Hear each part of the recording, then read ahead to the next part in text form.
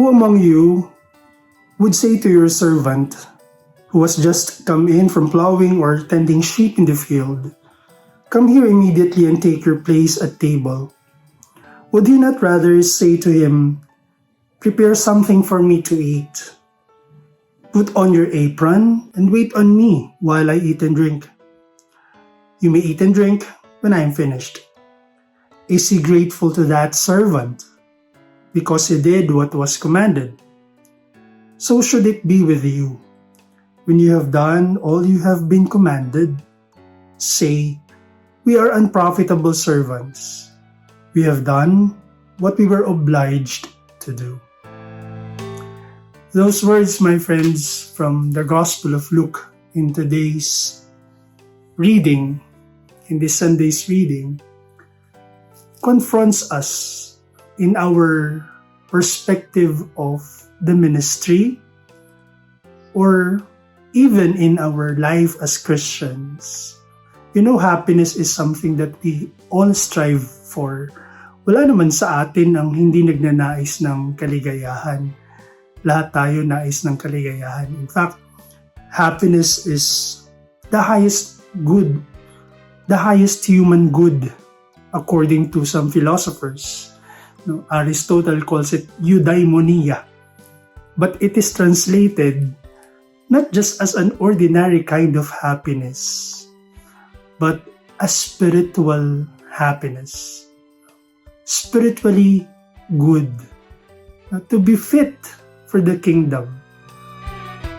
Ibig sabihin po, what God intends us to attain is not just the happiness that this world can offer.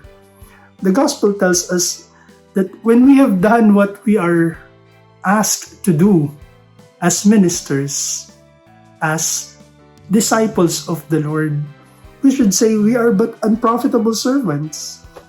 Ginawa lang natin yung dapat nating ginagawa. Does it mean that the ministry will not bring about happiness in us? The past days, weeks, and months have been really challenging for many of us, especially for priests. Marami pong mga pari ang pumanaw sa mga nakaraang linggo, buwan nitong pandemya, and we priests cannot but reflect on it and take it as a subject for our reflections, personal reflections. And we ask ourselves, is that the same end we are to embrace? Maraming mga Kristiyano at Katoliko ang gumawa ng mabuti, ngunit nakaranas ng paghihirap. Maraming mga naglingkod at nahirapan sa paglilingkod. Does it mean that there is no joy? There is no happiness in the ministry?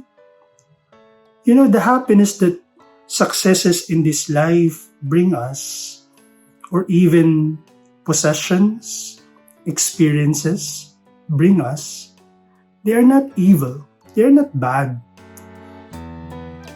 But it is still a narrow kind of happiness.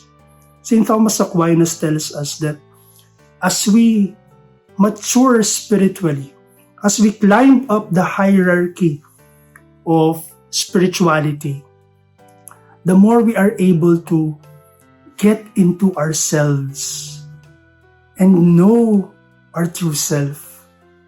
And knowing oneself in the perspective of God means being able to let go of what this world gives us.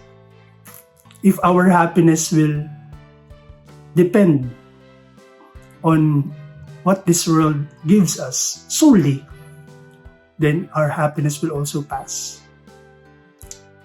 Our prayer today, my friends, is that as servants of the Lord, we may find joy, not just in the successes here on earth, but the joy that lasts forever.